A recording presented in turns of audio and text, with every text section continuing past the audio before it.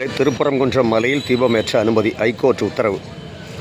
பாருங்கள், ஒரு கேடுகட்ட அரசாங்கம், அதாவது அவங்க வாங்கிய ஓட்டுகள் 1,40,40,00,000 ஓட்டுகள். அதில் கிட்டத்தட்ட 1,15,00,000 ஓட்டுகள் போட்ட சமுதாயம் இந்து சமுதாயம்.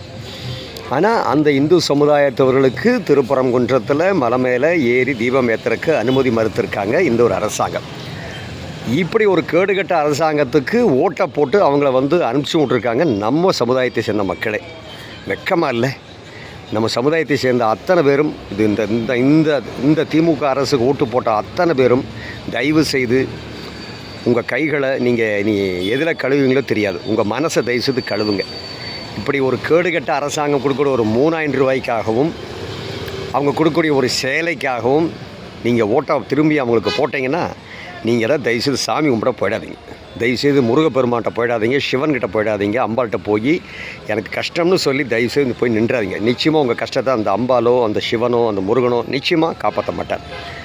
கடவுளே இல்லைன்னு சொல்லக்கூடிய ஒருத்தனுக்கு ஓட்டை போட்டுட்டு அப்புறம் கஷ்டம்னு போய் நின்னால் கடவுள் என்ன பண்ணுவோம்? அவங்கள பார்த்து சிரிப்பார மாட்டாரா? ஆக இப்படி ஒரு தரங்கெட்ட மகா மோசமான ஒரு அரசுக்கு திரும்பவும் இன்னொரு முறை ஓட்டை போட்டு ஓட்டை கேவலப்படுத்தாதீங்க. அந்த அம்பேத்கரை கேவலப்படுத்தாதீங்க தயவு செய்து. கொஞ்சம் மனசாட்சி என்னன்னு கேளுங்க. வெறும் 3,000 ரூபாய்ங்கிறது அரசாங்கம் அவங்க வீட்டு பணம் இல்லை, உங்கள் பணம் தாங்கிறது தயவு செய்து மனசில் வைங்க.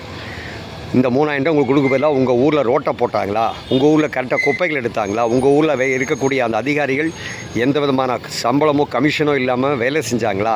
இல்லை. எல்லாம் தப்பாக நடந்திருக்கு. கடைசியில் அந்த 3,000 ரூபாய் கொடுத்து மறைக்கிறதா? வெக்கமாக இல்லையா? தயவு செய்து இந்த 3,000 ரூபாய்க்கு இன்னொரு முறை ஓட்டை போட்டிங்கன்னா அதுக்கு நீங்கள், நான் சொல்ல விரும்பலை அது என்ன வார்த்தைன்ட்டு.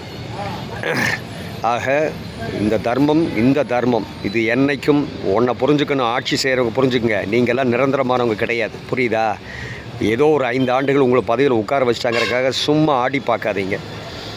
இந்த வெட்டி ஆட்டமெல்லாம் போடாதீங்க. நீங்கள் ஒரு எம்ஜிஆர் காலத்தில் ஒரு சீட்டு கூட வாங்கலைங்கிறத ஒரு செகண்ட் மனசு நினச்சி பாருங்கள்.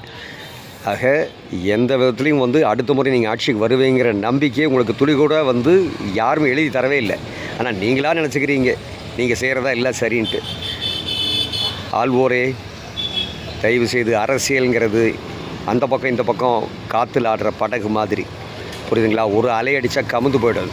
அதனால் மனசாட்சி கட்டுப்படுங்க, மகாதேவனுக்கு கட்டுப்படுங்க. இல்லையா அந்த மகாதேவன் உங்கள் கதையை முடிச்சு போடுவார். நன்றி, வணக்கம்.